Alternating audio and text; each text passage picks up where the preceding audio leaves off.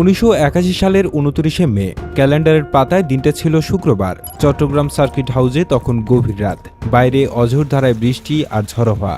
প্রকৃতির এই রুদ্রমূর্তির আড়ালে যে বাংলাদেশের ইতিহাসের অন্যতম বড় ট্র্যাজেডি রচিত হতে যাচ্ছে তা হয়তো গুণাক্ষরেও টের পায়নি কেউ।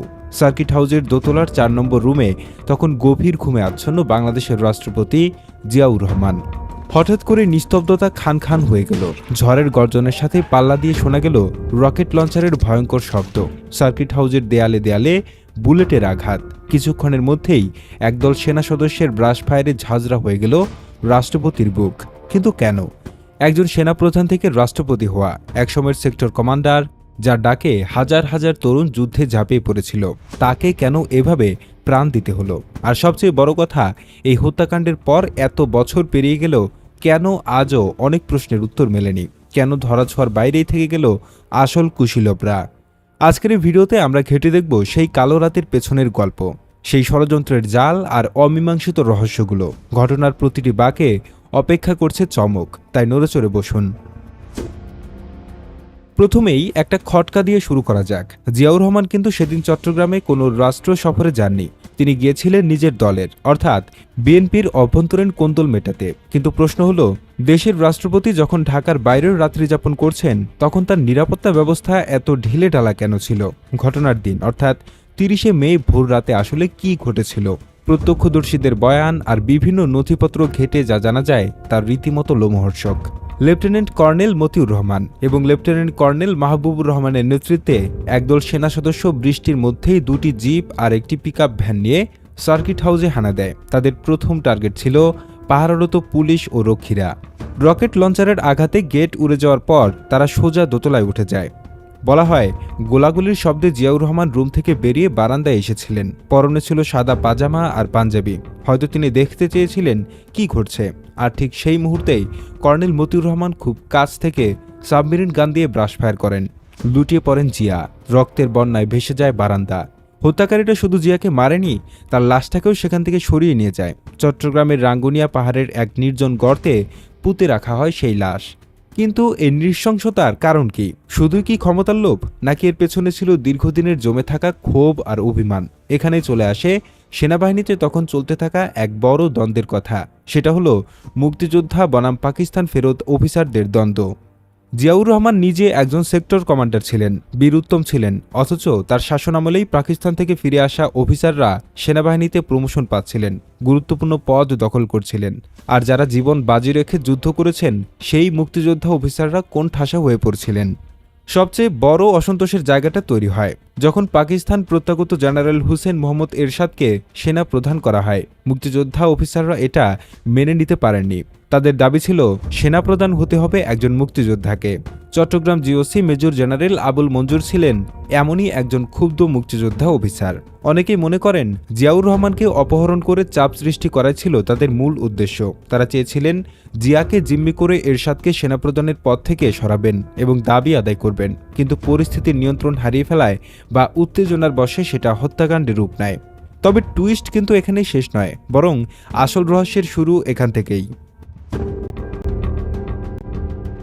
মেজর জেনারেল আবুল মঞ্জুর, জিয়া হত্যাকাণ্ডের মূল হোতা হিসেবে যার নাম সবচেয়ে বেশি উচ্চারিত হয়, তিনি ছিলেন চট্টগ্রাম সেনাবাহিনীর 24 পদাতিক ডিভিশনের জিওসি। কিন্তু অদ্ভুত ব্যাপার হলো, ঘটনার পর মেজর রেজাউল করিম যখন মঞ্জুরকে সার্কিট হাউসের ঘটনা জানান, তখন মঞ্জুর নাকি আকাশ থেকে পড়েছিলেন। তিনি বারবার বলছিলেন, ওহ, ওরা কি করলো এটা? ওরা কি মেরে ফেলেছে? তাহলে কি মঞ্জুর জানতেন না যে জিয়াকে হত্যা করা হবে, নাকি মতিউর রহমানরা মঞ্জুরের অগোচরেই বা তার নির্দেশ অমান্য করে হত্যাকাণ্ড ঘটিয়ে ফেলেছিলেন, নাকি পুরো ব্যাপারটাই ছিল অন্য কারো সাজানো ছক, যেখানে মঞ্জুর নিজেও ছিলেন দাবার গুটি মাত্র?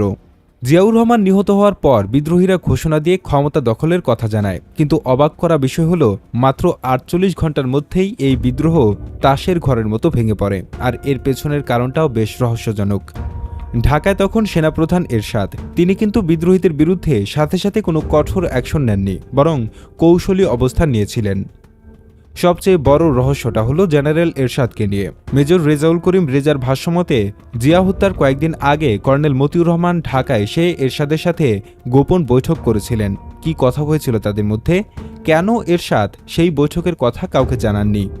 আরও একটি চাঞ্চল্যকর তথ্য হলো, হত্যাকাণ্ডের দিন রাতে এরশাদ নাকি ঢাকা থেকে দুবার জেনারেল মঞ্জুরকে ফোন করেছিলেন, কিন্তু মঞ্জুর সেই ফোন ধরেননি বা কথা বলেননি। কেন এরশাদ সেই রাতে মঞ্জুরকে ফোন করেছিলেন? তিনি কি সতর্ক করতে চেয়েছিলেন নাকি কোনো সিগন্যাল দিতে চেয়েছিলেন? এই প্রশ্নের উত্তর আজও ধোঁয়াশায় ঢাকা। জিয়াউর রহমানের মৃত্যুর পর যে ঘটনাটি সবচেয়ে বেশি সন্দেহের জন্ম দেয় তা হল জেনারেল মঞ্জুরের মৃত্যু। বিদ্রোহ ব্যর্থ হওয়ার পর মঞ্জুর পালিয়ে যাওয়ার চেষ্টা করেন, কিন্তু তিনি ধরা পড়ে যান। স্বাভাবিকভাবে তাকে ঢাকায় এনে বিচার করার কথা। তার কাছ থেকে জানা যেত আসল সত্য, কিন্তু তা হয়নি। পুলিশের হেফাজত থেকে তাকে সেনা হেফাজতে নেওয়া হয় এবং সেখানেই অত্যন্ত রহস্যজনকভাবে তাকে হত্যা করা হয়। বলা হয় একদল ক্ষুব্ধ সেনা সদস্য তাকে মেরে ফেলেছে। কিন্তু প্রশ্ন থেকে যায়, একজন হাই প্রোফাইল বন্দী যার কাছে ছিল ইতিহাসের সবচেয়ে বড় হত্যাকাণ্ডের চাবিকাঠি, তাকে কেন বাঁচিয়ে রাখা হলো না? কাকে আড়াল করতে মঞ্জুরকে পৃথিবী থেকে সরিয়ে দেওয়া হলো? এরশাদ কি চেয়েছিলেন মঞ্জুর মুখ খোলার আগেই সব শেষ হয়ে যাক? এই প্রশ্নগুলো কিন্তু আজও হাওয়ায় ভাসছে। যাই হোক, জিয়া হত্যাকাণ্ডের বিচারে কি হলো শুনলে অবাক হবেন। তখন তড়িঘড়ি করে একটি সামরিক আদালতে বিচার হয়। সেখানে ১৩ জন সেনা কর্মকর্তাকে ফাঁসি দেওয়া হয়। অবাক করা বিষয় হলো, এই ১৩ জনের মধ্যে ১২ জনই ছিলেন খেতাবপ্রাপ্ত মুক্তিযোদ্ধা অফিসার। অথচ যারা পাকিস্তান প্রত্যাগত বা অমুক্তিযোদ্ধা, তাদের গায়ে তেমন আচরও লাগেনি। তাহলে কি জিয়া হত্যার বিচারের নামে সেনাবাহিনী থেকে বেছে বেছে মুক্তিযুদ্ধ অফিসারদের সরিয়ে দেওয়া হয়েছিল? এই সন্দেহ কিন্তু অমূলক নয়।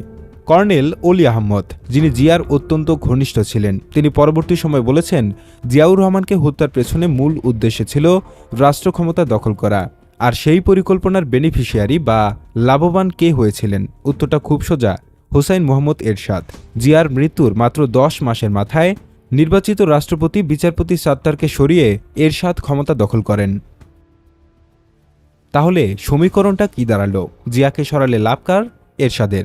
আর জিয়াকে সরানোর জন্য ব্যবহার করা হলো কাদের? মুক্তিযুদ্ধ অফিসারদের। অর্থাৎ এক ঢিলে দুই পাখি মারা হলো।